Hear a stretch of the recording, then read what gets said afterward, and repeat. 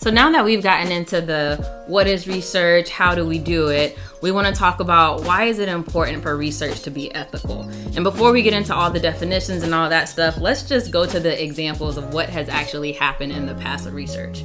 So for instance, Jonas Salk, he is known for eradicating polio. He invented the polio vaccine.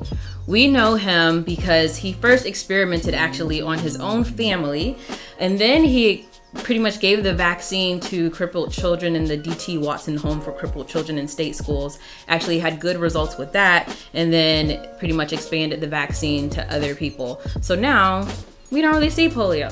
I'm a doctor, I've never seen polio. We hope to never ever see it, thanks to his amazing research. So while we know Jonas Salk for inventing the polio vaccine and really eradicating polio, there are also some things that we don't know about him. Some things that he did that weren't so ethical in his prior research. Can you talk about that more? Yeah. So Jonas Salk, another thing that he's been involved in is actually involving the flu vaccine. So in 1947, he actually gave folks the flu vaccine at an insane asylum where he didn't ethically do so, and then later on exposed them to the flu. So that's an example of an unethical study. So then you have to ask yourself, well, what are the components of a more ethical study? For us, the first thing that we think about is autonomy. So autonomy is just a person's ability to, make their own decisions, choose to be in a study, choose not to be in a study.